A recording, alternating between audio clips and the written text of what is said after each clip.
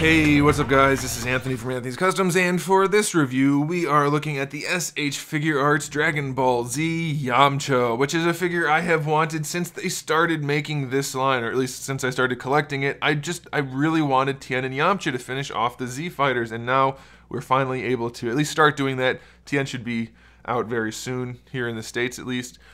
So yeah, very exciting times for Dragon Ball Z collectors. I do wish he had the short hair, but I'll take the long hair version.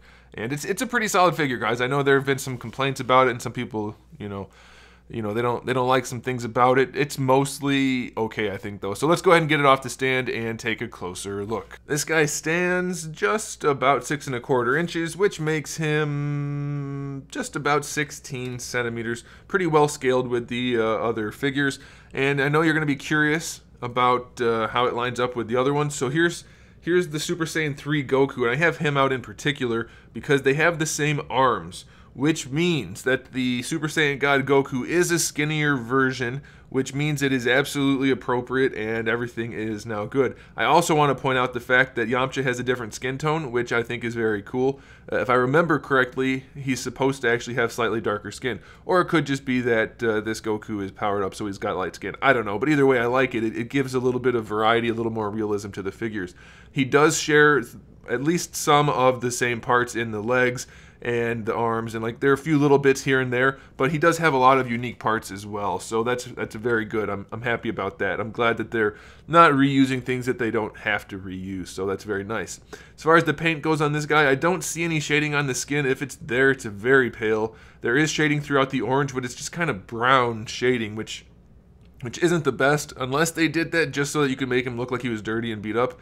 I don't know. There is some going on throughout the crotch. It's kind of just hit or miss around there. There's a little bit on the chest here, just kind of spread around the armpit areas, a little bit on the insides of the legs, a little bit on the butt, a lot right back here underneath the logo, but it's not bad. It's fine. It gives him a little bit of a nice look. I do wish he had a little bit more shading like they used to do. And I wish they would do a little bit more targeted shading rather than just shading, there's some shading, make it put it where it's supposed to go. But it's not bad. It looks fine. The logos look nice. They do have a little bit of that yellow hue to them. I'm not sure if that's supposed to be the case. I didn't check on that, but it is not purely white, so that's something to note, I guess. And then the paintwork on the faces is really nice. So let's go ahead and talk about the accessories. He has 4 different faces. The standard face, one where he's angry, one where he's kind of smiling angry, and then one where he's yelling. And they just did a really good job with the scars. It's got a really nice likeness to him. I'm very pleased with the faces overall. We have a few different hands. We have 2 fist hands that come out in the package, 2 martial arts pose hands, 2 kind of claw type of hands, and then we have the 2 wide open palm hands. And then lastly, we have the Saibaman accessory. So I'm going to go ahead and bring him over so we can look at him directly. It's nicely done to an extent. The sculpt is good. It's nice and bright green. They put a little bit of paint on it, so that's good. There's really no excuse to why they can't have like a ball peg in that shoulder instead of just a swivel. They had to make it that way anyway. Like it's a separate piece that had to connect. So why didn't it connect with a ball peg so we could pose them a little bit more? Same thing for the hips. Why is there no articulation? Or the torso? These are all separate pieces. They should have had ball pegs at least in them. It wouldn't have cost anything. And then the head can swivel. So yeah, I mean, it's nice that we got it, but there's really no reason that we only got 2 basic swivels out of the arms. It wouldn't have cost them anything, and it would have added so much value for this accessory to make it articulated. I don't get it. But it is still cool. I do still like it. I just don't understand why they didn't do that when it wouldn't have cost them anything. But like 3 seconds of design. Oh well. Anywho, the hair on this guy does have a hinge in the back. It doesn't help that much because it doesn't go back that well. It kind of you have to really force it to get it to go back. But it does go back a little bit once you force it. So that's okay. Then he can look up a little bit. But the curve is too low for him to actually do it. So not the best design, really. These pieces that are connected to his head just bump into his neck. So you can't pose the head that well. Otherwise, I'll go ahead and just show you what kind of joint we have in here. Pull that face off. There we go. So we have a ball hinge with a ball peg. Pretty much standard. Still don't get it, but whatever. It looks like that's gonna stay. They They did do it at one point, didn't they? Didn't I say, hey, they finally gave us a ball peg? I swear that happened. Anyway, we have a ball peg for the neck itself, so you're going to be able to pose it just fine. It's just practically speaking, a ball hinge is not ideal for a neck, especially when it's all recessed like this. There's not a whole lot you can do with it to make it effective.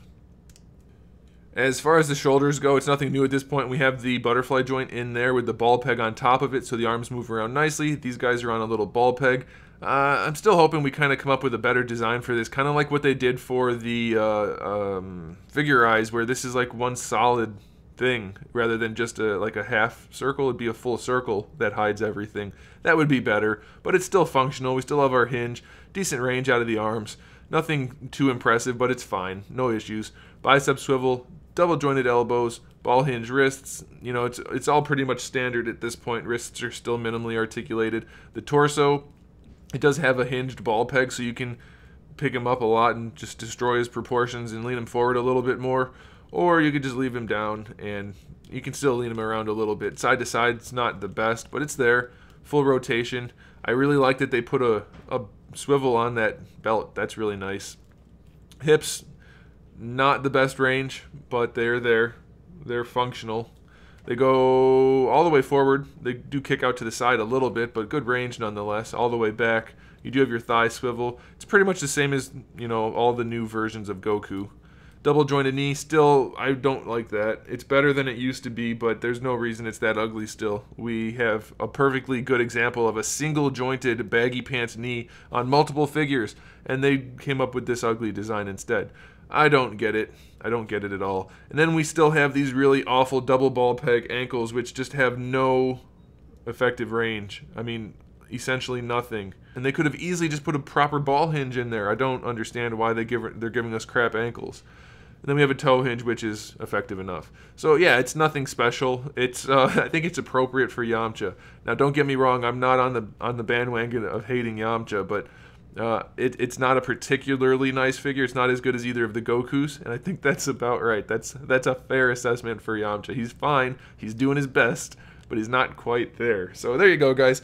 I would recommend it. Definitely pick it up if you're a DBZ collector. It's fine. It doesn't have any huge problems. It just has things that definitely should be better. I think that's a good way of putting it. So there it is. Thanks for watching. Make sure you subscribe to the channel. I have new videos up every single day. We talk about action figures, movies, TV shows, video games, all kinds of fun stuff. So make sure you come back for that. Give the video a thumbs up if you liked it. And in the meantime, keep collecting.